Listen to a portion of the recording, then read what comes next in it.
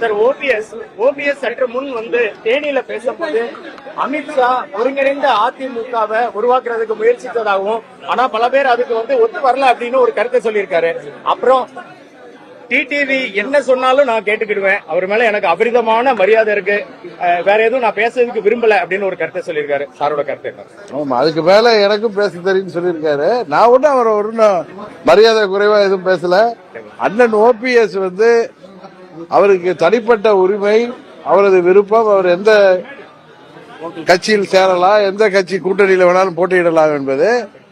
நான் சொன்னது எங்களை எல்லாம் என்னை போல கோடானு கோடி தலைவர், புரட்சி தலைவர் மற்றும் அம்மாவின் தொண்டர்களை மனதுக்கு வருத்தப்படக்கூடிய அளவிற்கு, நாங்கள் எல்லாம் மன வருத்தப்படக்கூடிய அளவிற்கு அன்றைக்கு தம்பி ஐயப்பன் அவர்கள் அசம்பிளியில என்ன பேசினார் தெரியும்.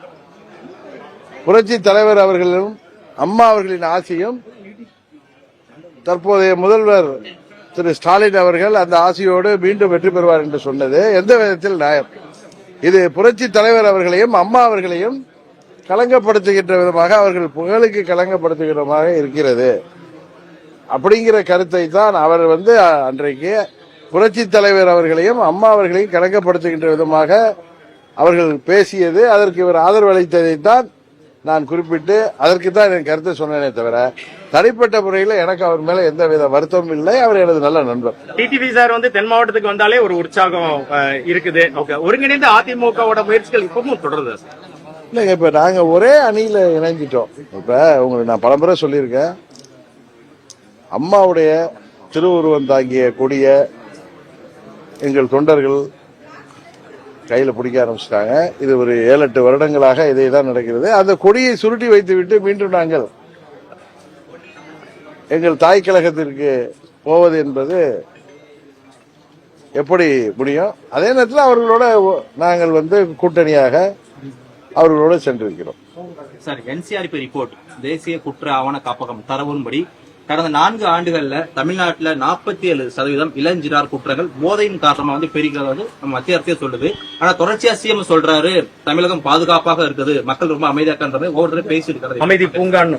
இன்னும் நான் சமீபத்தில் கூட நேற்று வரப்ப பார்த்தேன், திருநெல்வேலி மாவட்டத்திலேயே நடந்த கொலைகள், இது போன்ற சமூக விரோத செயல்கள்ல இளஞ்சிறார்களே ஈடுபட்டதாகவும் அந்த இதுல வந்திருக்கு. இன்னும் பள்ளி செல்கிற மாணவர்களே கையில கட்டி அருவாளோட தூக்கி செல்வது, ஆசிரியர்களை தாக்குவது போன்ற இதுவரை நாம் கேள்விப்படாத நடவடிக்கைகள்லாம் இன்றைக்கு தமிழ்நாட்டில் நடைபெறுகிறதுனா அதுக்கு காரணம் கஞ்சா போன்ற போதை மருந்து புழக்கங்களாக மதிமயங்கி அவர்கள் இது போன்ற செயல்களில் குற்றச் செயல்களில் கொலைகளில் ஈடுபடுவதாகத்தான்.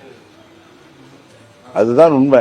அதை முதல்வரோ அந்த அமைச்சர்களோ முழு பூசணிக்காய சோத்துல மறைக்க மாதிரி மறைத்தாலும் இது தமிழ்நாடு முழுவதும் வெட்ட வெளிச்சமாக இன்றைக்கு கொலை கொள்ளைகள் முன்னெல்லாம் அத்தி பூத்த மாதிரி பத்திரிகைகள்ல ஊடகங்கள்ல பார்க்கிற நிகழ்வுங்கிறது இப்ப கொலை கொள்ளைங்கிறது இன்றைக்கு சர்வசாதாரணமாயிட்டு, அதுவும் இளைஞர்கள் போதை மருந்துக்கு, மாணவர்கள் உட்பட கஞ்சா போன்ற போதை வஸ்துக்கள்லாம் பள்ளி கூடங்களிலேயே புழக்கம் இருப்பதெல்லாம் உண்மையே வேதனைக்கு உரியது.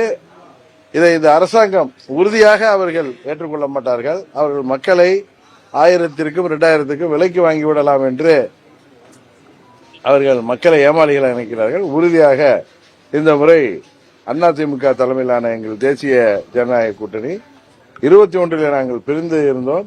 இன்றைக்கு அம்மாவின் தொண்டர்கள் அனைவரும் ஓரணியில் இணைந்திருக்கின்ற காரணத்தினால் உறுதியாக தமிழ்நாட்டில் இந்த ஊழல் தீய சக்தி திமுக ஆட்சியை முடிவு கொண்டு நல்லதொரு மக்களாட்சியை, மக்கள் விரும்புகிற அம்மாவின் ஆட்சியை உறுதியாக தேசிய ஜனநாயக கூட்டணியின் தலைமையில் கொண்டு வருவோம். நாங்குநேரி பொதுக்கூட்டம் பெரிய எழுச்சியை ஏற்படுத்தும். உறுதியாக இந்த ஆமா சாயங்காலம் மீட்டிங் வச்சிருந்ததெல்லாம் நீங்க போய் கேட்டீங்க, பரவாயில்ல. இப்ப அமைச்சர் நேரு அவர்கள் துறையில, நகராட்சி மற்றும் குடிநீர் வழங்கல் துறையில போஸ்டிங்க்கு, பதவி நியமனத்துக்கு ஊழல் நடந்திருப்பதாகவும், அதுபோல டிரான்ஸ்பருக்கு 7 லட்சத்திலிருந்து 1 கோடி வரை பணம் பரிமாற்றம் நடந்திருப்பதாகவும் பல்வேறு ஊழல்களை கிட்டத்தட்ட 2500 கோடி ரூபாய்க்கு ஊழல் குற்றச்சாட்டை நம்ம சொல்லல, அமலாக்கத்துறையை ஆதாரபூர்வமாக தமிழ்நாடு அரசுக்கு அறிவிருக்கு. அதுல புழங்கிய பணம் குறிப்பாக ஒரு 10% வரை கட்சி வளர்ச்சிக்காக பயன்படுத்தப்பட்டிருக்கு. இப்ப எங்கெல்லாம் மாநாடு திடீர்னு மாநாடு நடத்துறாங்களே, தடிக்கு விழுந்தா மாநாடு திமுக நடத்துது, திரும்பி பக்கம்லாம் மாநாடு நடத்துதுன்னா அதுக்கெல்லாம் பணம் எங்க இருந்து வருது? எல்லாம் இது போன்ற அந்த ஒரு துறையிலேயே அது ஒரு நிகழ்ச்சி, ஒரு குறிப்பிட்ட ஒரு சமீபத்திய காலகட்டத்திலே 2500 கோடிக்கு மேல் முறைகேடு நடந்திருப்பதாக வருவது. இன்றைக்கு இந்த ஆட்சியில சுதந்திரம் வாங்கி 78 ஆண்டுகள்ல நடந்த ஆட்சிகள் எல்லாம் கடந்த அண்ணன் எடப்பாடி அவர்கள் ஆட்சி வரை 4.5 லட்சம் கோடி தான் கடன் தமிழ்நாட்டுக்கு இருந்துச்சு. இன்றைக்கு இந்த 5 ஆண்டுகளுக்குள்ளார கிட்டத்தட்ட 5 லட்சம் கோடிக்கு மேல் கடன் வாங்கி அவர்களுடைய இடைக்கால நிதிநிலை அறிக்கையிலேயே 10.71 லட்சம் கோடி கடன் 27 இருக்க போவதாக அவர்களே அதுக்கு புள்ளி விவரங்களை கொடுத்திருக்காங்க. 5 லட்சம் கோடிக்கு மேல் கடன் வாங்கியிருக்கு இந்த ஆட்சி. அந்த பணம் எல்லாம் மக்களுக்கு சென்றதா, எங்கு சென்றது என்பதுதான் இன்றைக்கு கேள்வி. பல ஆயிரம் கோடிக்கு மேல் அதுக்கு வட்டி கட்டுகின்ற மக்கள் வரி பணத்தை இந்த அரசாங்கம் எப்படியெல்லாம் பாலடித்திருக்கிறார்கள் என்பதை மக்கள் புரிந்து வச்சிருக்கிறார்கள். இன்னைக்கு ஓட்டுக்கு பாராளுமன்ற தேர்தலப்ப 500, 1000 என்று கொடுத்தார்கள். அதெல்லாம் எங்க இருந்து கொடுத்தாங்க? இப்பொழுது இந்த அசம்பிளிக்கு சட்டமன்ற பொதுத் தேர்தலில் தமிழ்நாடு முழுவதும் ஏழை எளிய மக்களை 1000க்கும் 2000க்கும் 3000க்கும் விலைக்கு வாங்கலாம் என்று அவர்கள் இருமாப்போடு இருப்பது, அந்த பணம் என்ன பணம் என்பது எல்லோருக்கும் தெரியும். அதனால இந்த முறை திமுக ஆட்சி உறுதியாக முடிவுக்கு கொண்டு வரப்படும். அது தேசிய ஜனநாயக கூட்டணியின் ஆட்சி, அனைத்து இந்திய அண்ணா திராவிட முன்னேற்ற கழகத்தின் தலைமையில் தமிழ்நாட்டு மக்கள் உருவாக்குவார்கள். நன்றி சார். Thank you sir. ஈவினிங் பார்க்கலாம்.